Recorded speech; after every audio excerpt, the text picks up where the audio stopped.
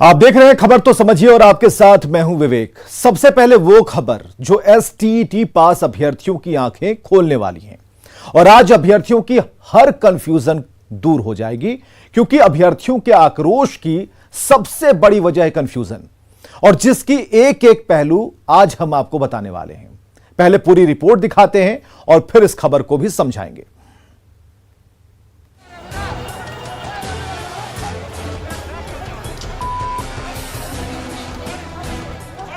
ये तस्वीरें कल की हैं, जब पटना में भावी शिक्षकों ने जमकर बवाल काटा था। मजबूरन पुलिस को लाठियों का सहारा लेना पड़ा था। एसटीईटी पास ये वो अभ्यर्थी हैं जो मेरिट लिस्ट और पात्रता लिस्ट को लेकर कंफ्यूजन में हैं, या फिर वो किसी बहकावे में बवाल काट रहे हैं।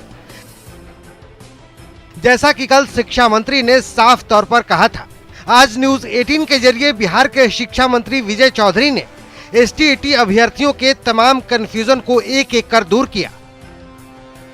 पात्रता परीक्षा के मेरिट लिस्ट से नियुक्तियां नहीं होती हैं। नियुक्ति के लिए मेरिट लिस्ट जो अलग अलग नियोजन इकाई है, वहाँ जब विज्ञापन निकाल के रिक्तियां प्रकाशित की जाएंगी, जो अभ्यर्थी इसमें पास किए हैं, उत्तीर्ण किए हैं या क्वालिफाई किए हैं, ये लोग उसमें आवेदन करेंगे इकाईवार, और फिर उस इकाई द्वारा जितने भी अभ्यर्थी एक इकाई विशेष में आवेदन करेंगे, उनके मेरिट और मार्क्स के आधार पर मेरिट लिस्ट वहां बनाएगी इकाईवार।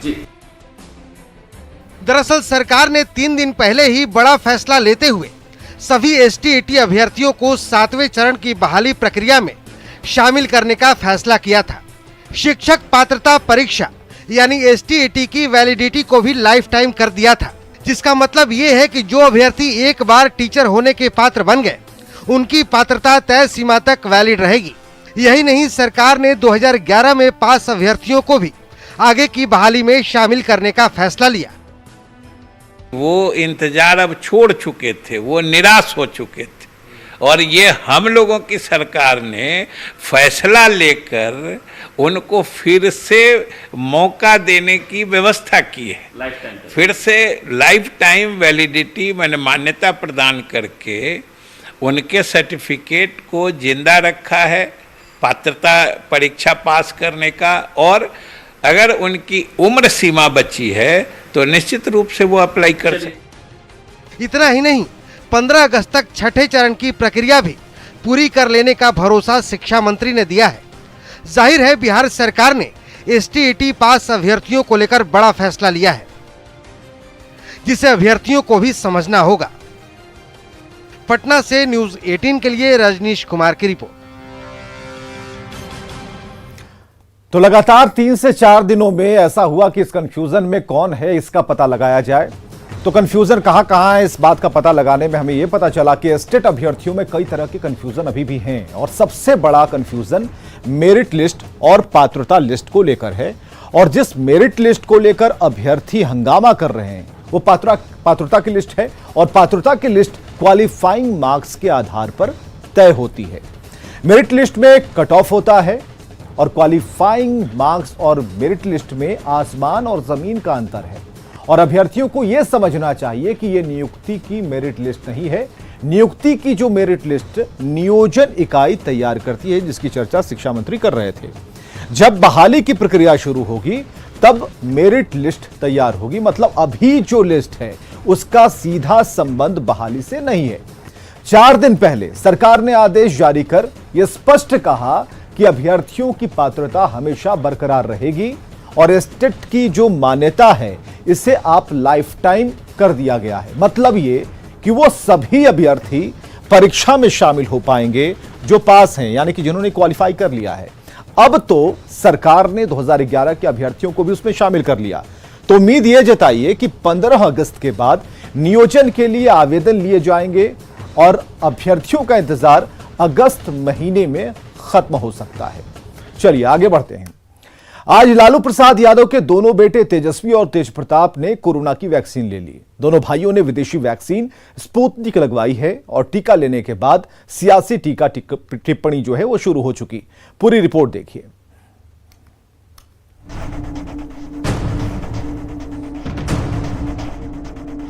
इस तस्वीर का इंतजार जितना तेजस्वी और तेज प्रताप को था, उससे ज्यादा इंतजार सत्ता पक्ष को था। वैक्सीन को लेकर काफी विवाद के बीच नेता प्रतिपक्ष तेजस्वी यादव ने आखिरकार आज वैक्सीन ले ही ली। तेजस्वी के साथ तेज प्रताप यादव ने भी टीका लगवाया है। दोनों भाइयों ने मेदांता अस्पताल में रूसी वैक्सीन स्पुतनिक वी का टीका लिया है। बहुत लोग बोलते रहते हैं, बोलने दीजिए, उनका अपना काम है। कौन सा टीका लगवाया आपने? कई टीके यहाँ पर है हम लोगों ने स्पुतनिक लगाया। नहीं, सबको तो हमने कल जो बैठक हुई थी जिला अध्यक्षों के साथ, उसमें भी हमने सबको बोला था कि सब लोग जो है जनता के बीच रहना होता है, तो सब लोग जो है वैक्सीनेशन जो है वो लगवाएं। तेज प्रताप यादव ने टीका लेने के बाद सोशल मीडिया पर तस्वीर साझा कर सभी से टीका लगाने की अपील की है। वहीं तेजस्वी के देरी से टीका लगवाने पर जेडीयू ने न सिर्फ तंज कसा है, साथ ही वैक्सीन को लेकर राजनीति नहीं करने की भी नसीहत दी है। टीका लेकर उसका ट्विटर फेसबुक पर डालिए ताकि लोगों को मैसेज जाए कि उन्होंने टीका लिया। बाकी तो ठीक है, स्पुतनिक टीका लिया, कौन टीका लिया तो अच्छी बात है कि उन्होंने टीका लिया।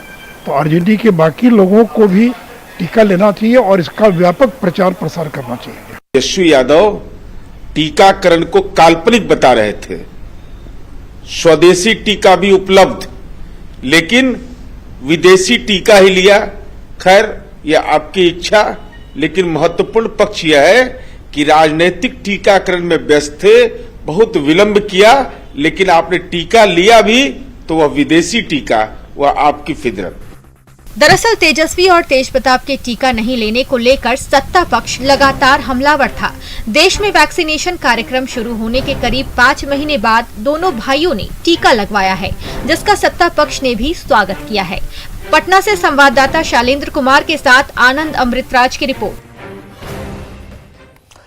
तो दरअसल कुछ दिनों में बिहार विधानसभा का मानसून सत्र शुरू होने वाला है और स्पीकर ने कुछ दिन पहले यह कहा था कि सभी विधायक कोरोना का वैक्सीन लेकर ही सदन पहुंचे। तो लालू परिवार के टीके को लेकर कई तरह के सवाल भी उठ रहे थे कि तेज प्रताप ने पीएम के टीके पर सवाल उठाए थे। प्रधानमंत्री मोदी को पहले वैक्सीन लेने की सलाह दी गई थी। पीएम मोदी ने दूसरे फेज की शुरुआत के साथ टीका लगवाया था। तो पीएम मोदी ने 1 मार्च को पहली डोज ले ली थी, उसकी फोटोग्राफ्स भी सभी जगह उपलब्ध थी। तेज प्रताप और तेजस्वी ने 30 जून को टीका लिया, मतलब पीएम के टीका लेने के 4 महीने बाद दोनों भाइयों ने टीका ले लिया। तेजस्वी तेज प्रताप ने स्वदेशी वैक्सीन पर भरोसा नहीं जताया। दोनों भाइयों ने रूस की स्पुतनिक वैक्सीन लगवाई है, जो तस्वीरों के जरिए अब सभी जगह है। कल आपकी कई चीजों में बड़ा बदलाव होने जा रहा है, ये अगली खबर है, जिसका सीधा असर आपकी जेब से होगा। क्या है वो नियम में बदलाव और इसके लिए आपको क्या करना होगा, रिपोर्ट देखिए।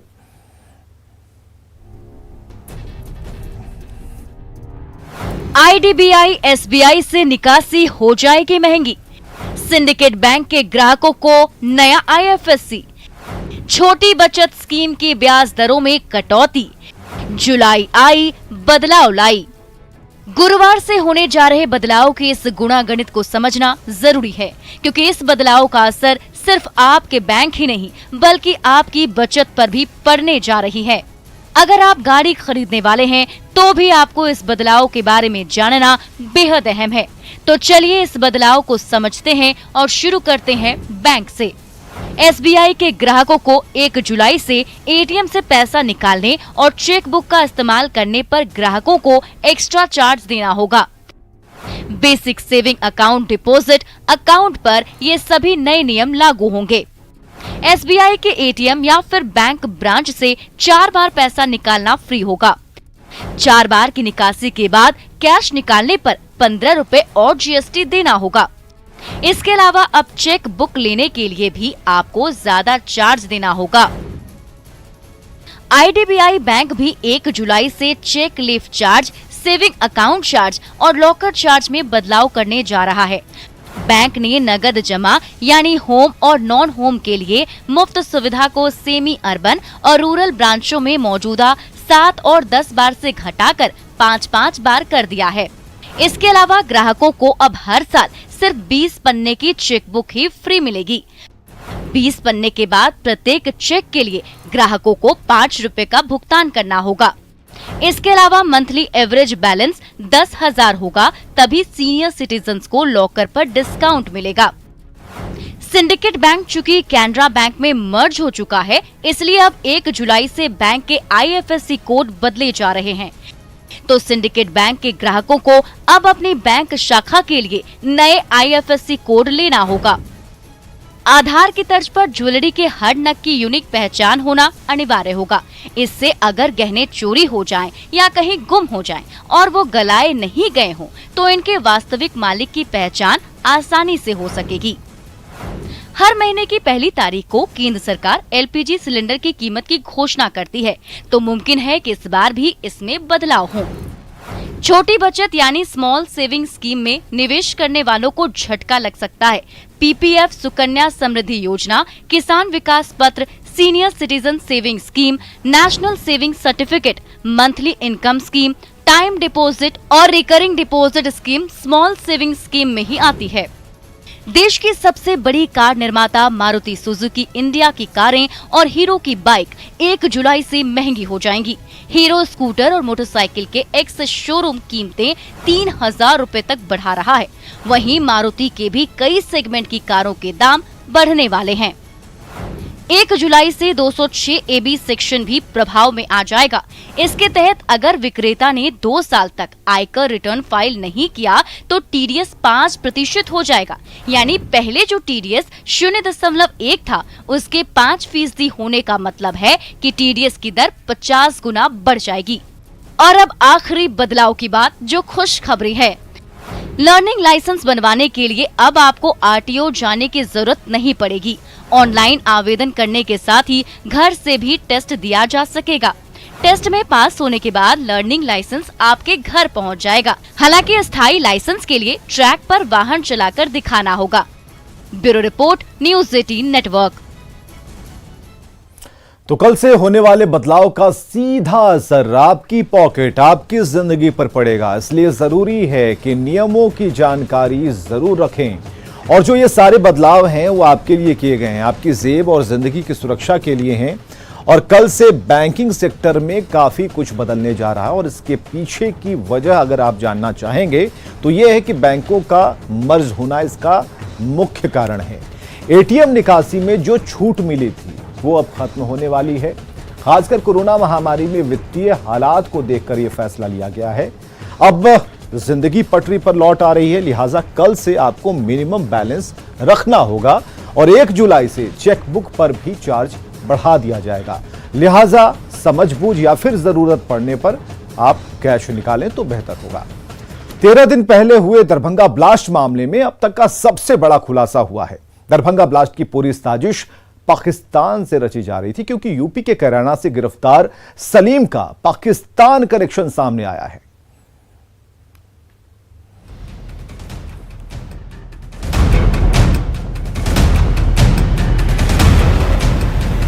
दिनों पहले दरभंगा रेलवे स्टेशन पर पार्सल ब्लास्ट हुआ था, जिसके तार अब पाकिस्तान से जुड़ते हुए दिखाई दे रहे हैं। दरभंगा ब्लास्ट की साजिश में पाकिस्तान का हाथ होने की आशंका जताई जा रही थी, लेकिन अब ये पूरी तरह से साफ हो चुका है कि पार्सल ब्लास्ट की साजिश पाकिस्तान से रची जा रही थी।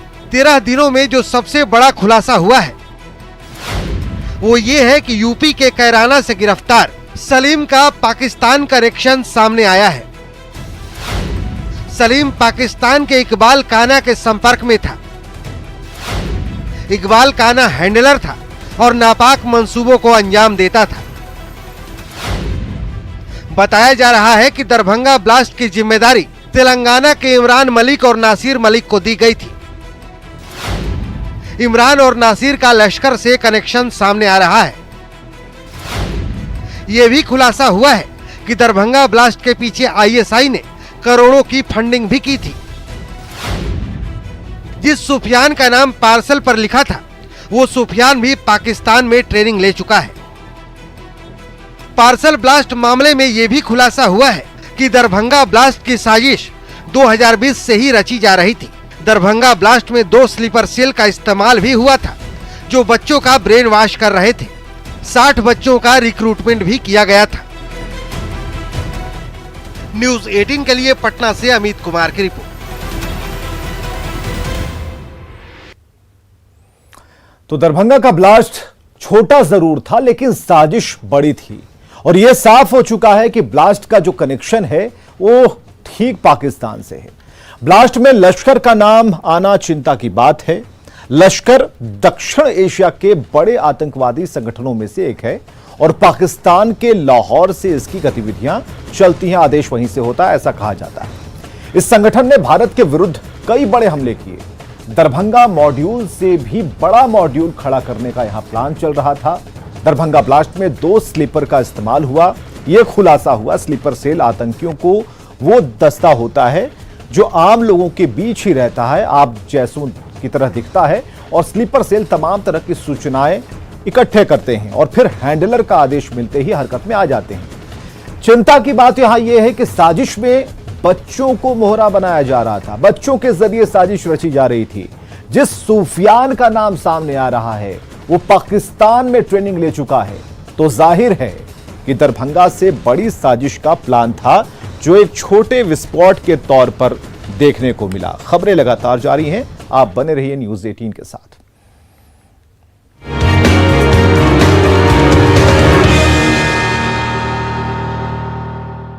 Headline presented by Aisen Guru